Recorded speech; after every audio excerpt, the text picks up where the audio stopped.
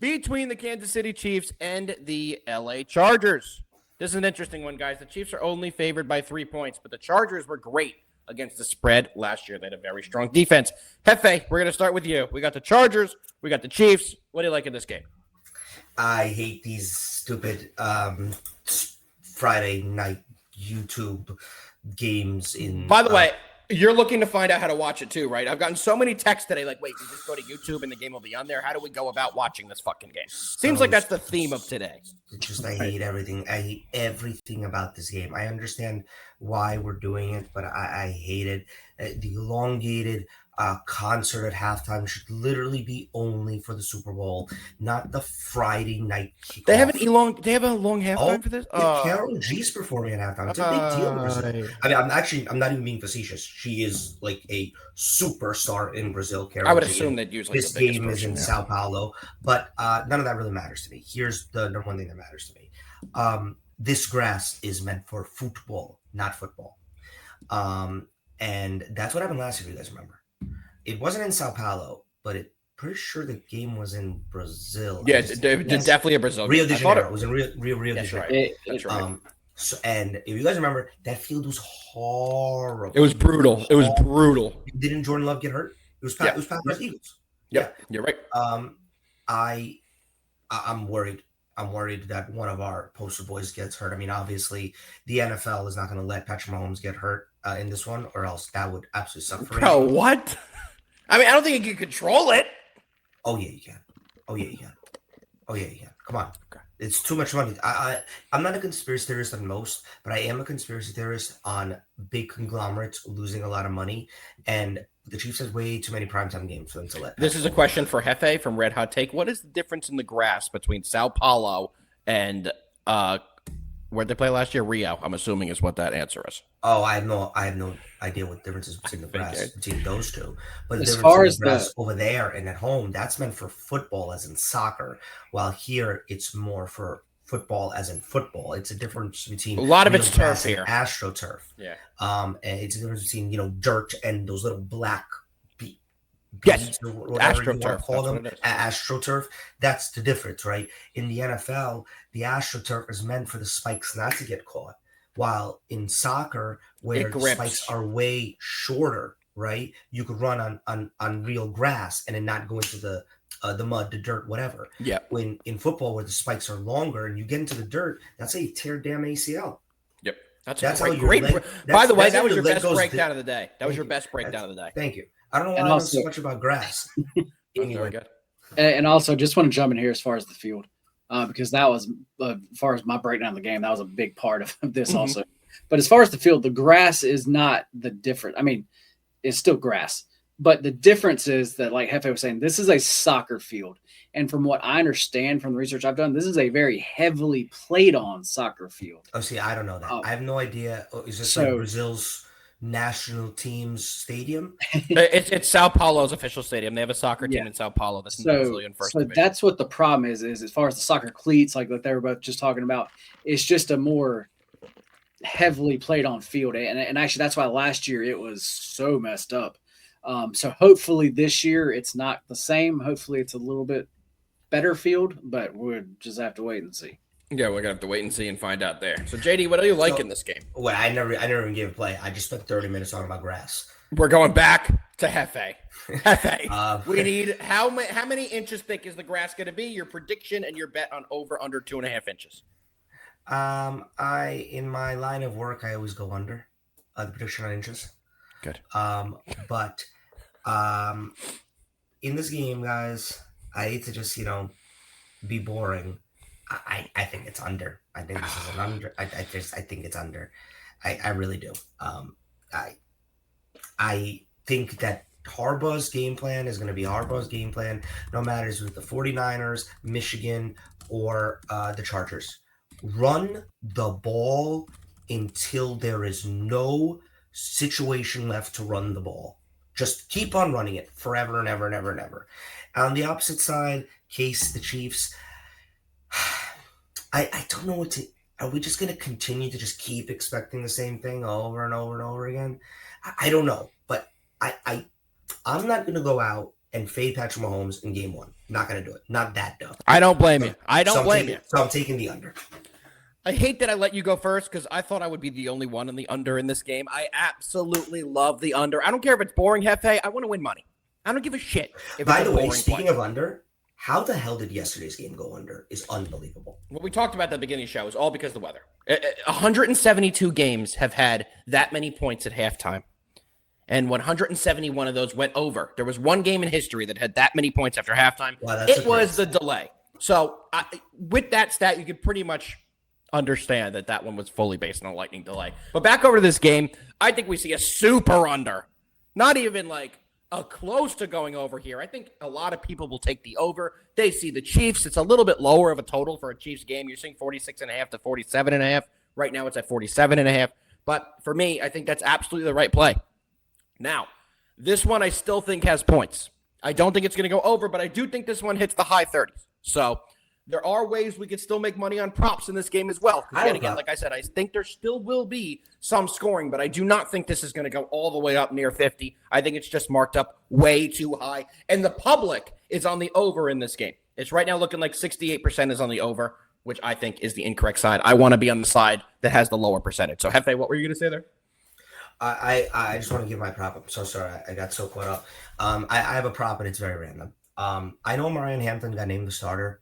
But if I've seen enough Jim Harbaugh games, I know he's getting his big old hog molly of a running back with possibly 1.5 eyes right now into that running back slot. When he's going to be in the red zone, as I believe he will be, he'll run to the offside of Chris Jones, and Najee Harris will find himself into the end zone tonight. Anytime touchdown for him.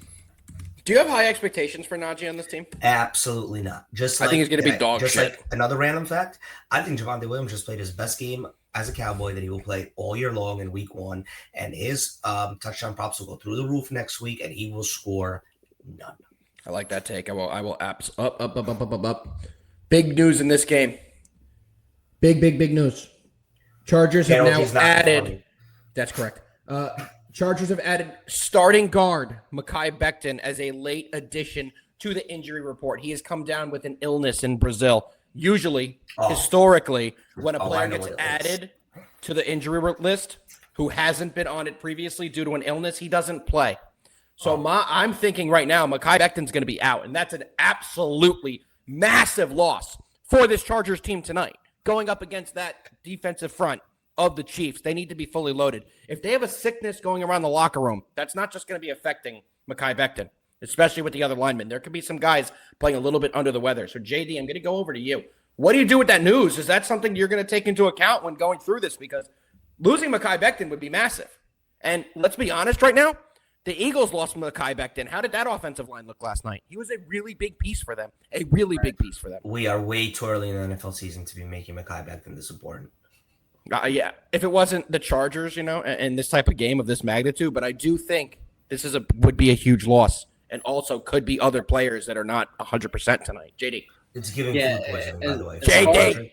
As far as the play that I'm actually going towards here, that's going to have nothing to really do with that. The field, we've already gone over all that stuff.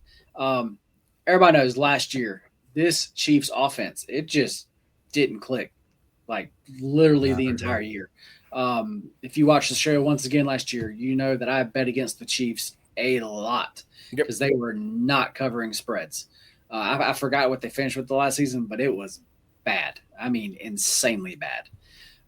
They won so many one-score games. They fell on the right side of. It was just nuts. How about the games that they should have lost that they won? The Raiders game comes into my mind, missed field goal. Little Broncos game also missed field. Should have won that one as well. One of those games was a crazy fumble to set up the field goal like they played before. One of them was a missed field goal. Those are two that's coming on my mind. No, you're right. You're absolutely right. Ton of them. Well, anyway, guys, this season, I think this Chiefs offense, I think we see a much better season from actually them here. As far as in the preseason, we have seen them. They are one of the teams that actually played them all in actually preseason, and they look great. So this is another one of those scenarios where in actually week 1, they've already been on field. They already know what's going on. They know what they have. To me, this total does seem a little bit low. as far as the Chiefs team total. You can get the Chiefs team total at actually 24 and 24 and a half points. And I think that they get to 27 here. So that's going to be where I go here. The Chiefs also actually made the flight down there first. So they have been there for actually some extra time. There's something that actually we always like. So for me, this is really more of just actually like a numbers play here. And just I think this Chiefs offense is going to get out there and go week one, because you can also look at it as, what have the Chiefs not done? Or as far as like most of this team, they've won a Super Bowl. You know what I'm saying? They've done all things. What's the thing that they haven't done? Won in Brazil, maybe? Have they won in Brazil? They haven't gone to Brazil. They haven't actually left the country like this and actually won a big, standalone game like this. So it just seems like a spot where they will actually get up for, especially it being the first game of the season. There is one prop I like in this game. It is a touchdown prop for the Chargers, but it is with the running back that can definitely see out of both eyes. I like that. As far as actually Hampton, you can get him at an anytime touchdown score at plus 175. I think that number's nuts. And that one's off. And you know what this is reminding me? Last night.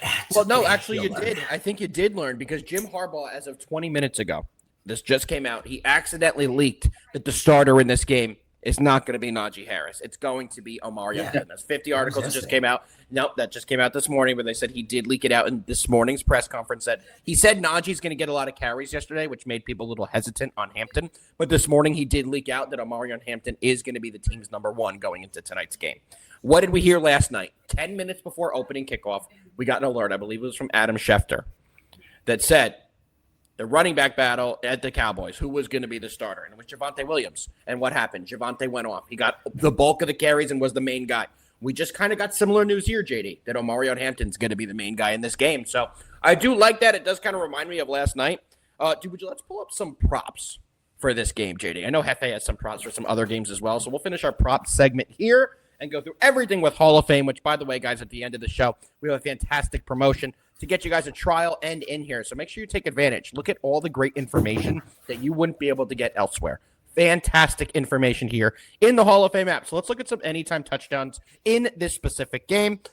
The first one I hate. I'm going to be honest with you. I'm not a big Kareem Hunt believer anymore. He's 397 years old at this point. I mean, I feel like he's had his last stand 3 times, and he keeps proving me wrong. But there's one guy on this list I absolutely love, and that's Ladd McConkey. Take a look here, JD. 6 out of his last 17 games, he scored a touchdown. That's his rookie season, 35% of the games. And the matchup here, he gets an A- matchup. That's one of the reasons I absolutely love this. Keenan Allen's back for the Chargers as well. Quentin Johnston will be out there. So they have a few weapons that are going to need to be guarded tonight, and I do think Ladd McConkey is going to be able to sneak through and get maybe multiple touchdowns here, JD. Maybe multiple touchdowns.